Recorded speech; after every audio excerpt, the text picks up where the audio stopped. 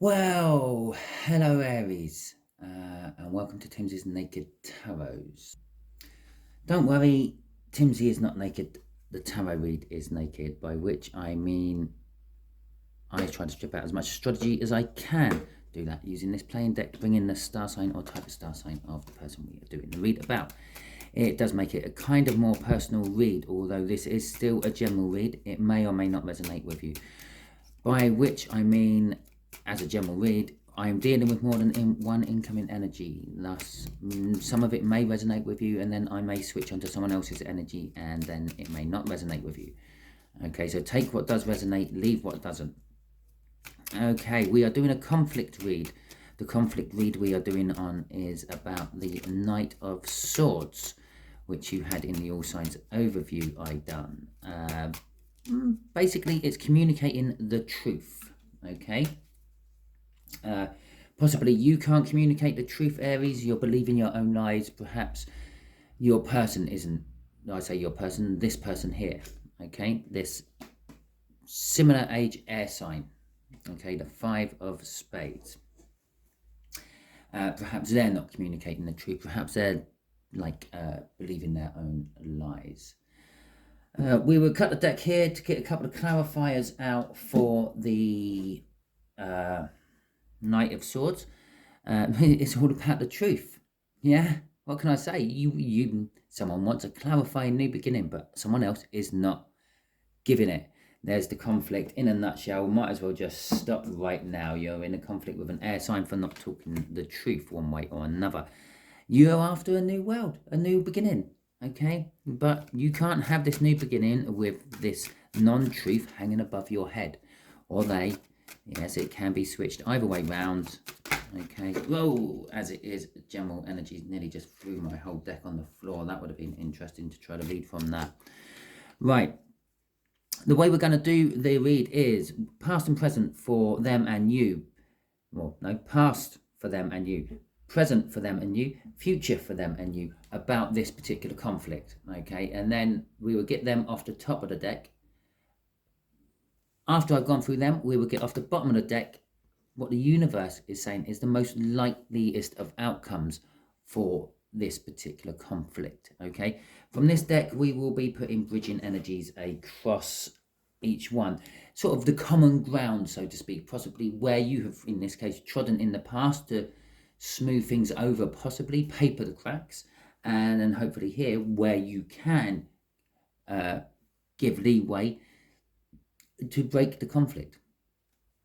Okay, if you enjoy this read, please put some sort of comment in, a number one, a thumbs up, whatever, because obviously if I have enough interest, or just give me a like. If I have enough interest in these, I will do future ones every month, okay?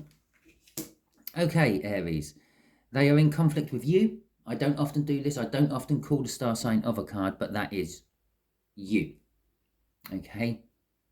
So in the past, you have upset them somehow, okay? It is also a card of someone taking charge, someone being in control or wanting to be in control, someone who wants to expand and take over everything, okay? Okay. From your side of perspective, you started the conflict because you wanted something to end, okay? And you wanted us to start again. Well, we saw an Ace of Swords. We saw the world. That is obviously where this is all going. I think you are the one who wants the truth, okay? You are the one who wants a new beginning. You are the one who wants to start again. Possibly with this similar aged air sign, possibly you just want rid of them and do something totally different. It could be a relationship, it could be work, it could be a family member, it could be your dog. I'm not 100% sure on that. Hopefully as the read goes through we can work some more stuff out from that. Okay, so presently the air sign is feeling very burdened. I'm also feeling, unusually of this card, very, very defensive. They do not want to come forth. I'm feeling it a little bit like the Nine of Wands. The Nine of Wands is all about the wounded warrior, defensive, hiding in the trees and all that, trying to recover in between rounds. Yeah. So they're sort of trying to compose themselves for the next bout of this conflict. But they're also very burdened. I think this is burdens generally from life around them elsewhere, which this conflict is now spilling out into. It is a 10. It is indicating that there will be a new beginning. Okay, because after the 10 comes an ace of wands, strictly speaking, but it can be any ace, it can be any new beginning card. Okay, you are the Empress. Okay. Currently, you are feeling very positive. You are feeling very proud. You are feeling very fertile. You are feeling like there is a new start coming. Okay, the Empress generally in most decks is pregnant. She is giving birth to something new. It is painful. It is hard work. Okay, any birth is painful and hard work. But a physical birth of a child, or even if it's just the idea of a business you're now starting to put into action, it still is hard work at the very least, and it can be painful. You can literally tear your hair out sometimes when things don't go your own way. I know, I've had my own business going. I always had this dead patch in July, August. It would have been ideal if I was doing tarot reads on YouTube, then I'd be able to concentrate for 2 whole months on it. But yeah, you're in this Empress energy, and you just seem like I'm not interested in this conflict anymore. I'm moving on. I've started something new. Okay, so it's died. This is all died. Whatever this was has died. This emperor is dead to me. I am going alone in my empire. Okay, so the future is the sun. Okay, so for them, they see the future is happiness and joy. Well, this could be one of 2 ways. It could be the fact that they sort of feel that, okay, they get over the fact that it's all over, they move on with their own life, and like once the burdens have burst, the dam has flooded and the waters have receded, they can see that it was for the best. Okay, and they are quite happy with the result, and they can move on. Or it could be that you and them do patch things up, the conflict is resolved, and you then go on to a long, strong, happy life. But let's see what the future outcome for you is. Oh, hell no. Hell no. You know the truth of the matter. Okay?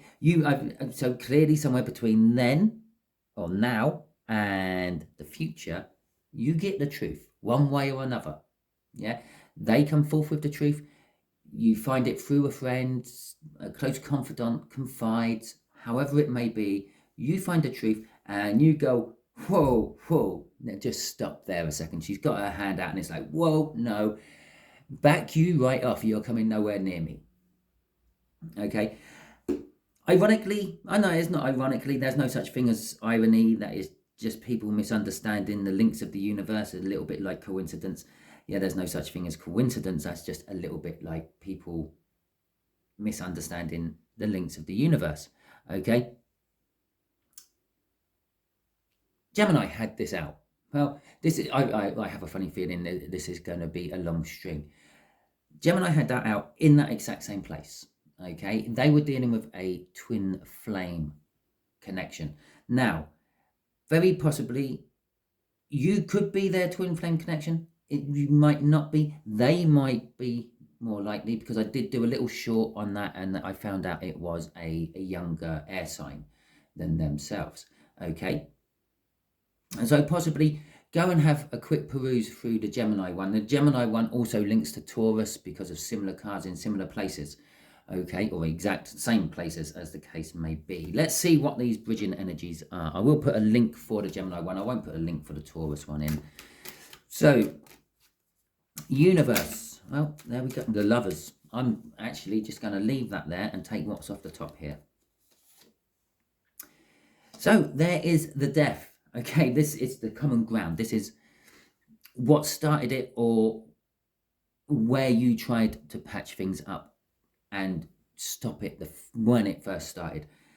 The Death card again. This is all you. You basically started this conflict, Aries. You decided that it was going nowhere. It needed to be killed off. Yeah. In this particular case, this shows that part of death much better. These are the Valkyries riding in. The Valkyries were the vanguard of the Viking godlike armies. Okay. And yeah, they are the vanguard of Asgard, and they're riding in, and they were formidable warriors. They tended to kill off hundreds and thousands. Okay, that is it. You wanted to kill off the emperor. You wanted to kill the connection. You wanted out, and you done it.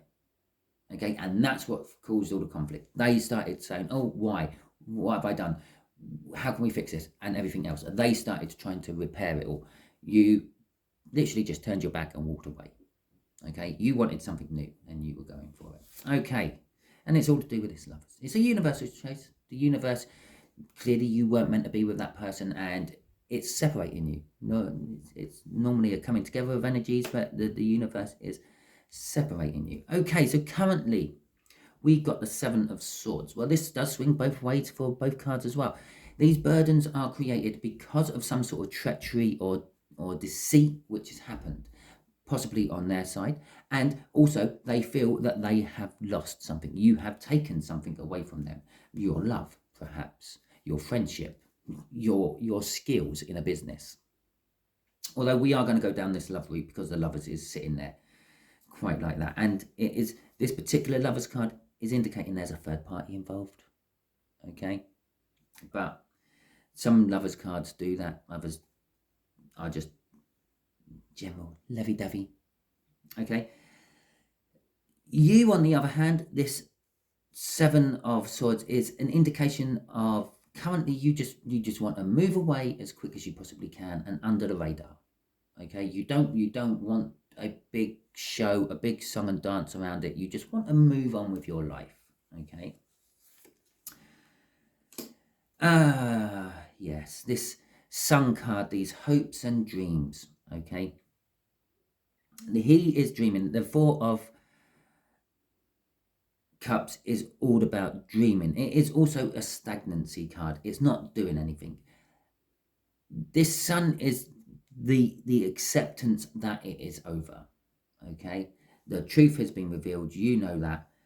They know that. They're even thinking about this Ace of Swords. We saw in the pre-cut, she's holding it there. Okay, you had the Ace of Swords, the Knight of Swords carries that into battle, riding into battle with the truth of everything around. Okay, so they're dreaming of this lie which they were withholding, the truth you now know, and they're reminiscing on what they could have had if they were different. Okay, perhaps if they hadn't gone and cheated on you or something like that, if they weren't a player, maybe. Okay, or if they just treated you better at work, if they gave you the pay rise you asked for, etc., etc. On your side of things, I'm looking at the 3 cups on the bottom. You have now got choices in front of you. You can concentrate on your work, you can nourish yourself, or you can try to perform some magic with a wand. Be passionate, go for your passions and the like. Right. Because that come out, no, that's just going to stay there. That's just going to stay there like that. I'm going to leave them there because normally I will have the bottom cards from this deck to see what the universe says is the possible outcome from this. Right. Okay. Oh, shit me not. I just called them a player and it comes out.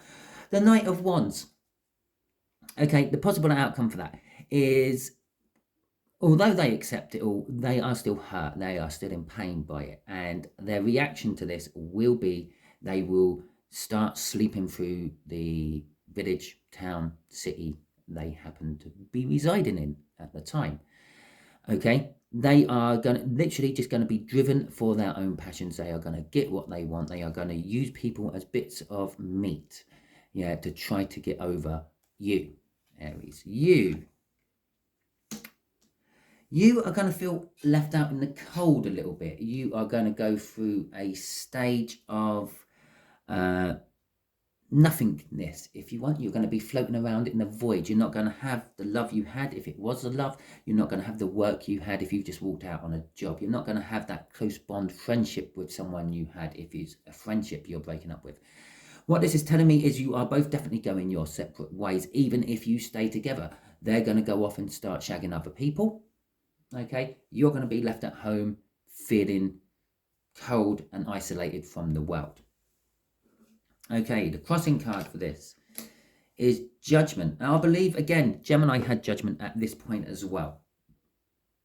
Okay, possibly this point, maybe this point. I can't remember off the top of my head. Right, so the Judgment is a second chance.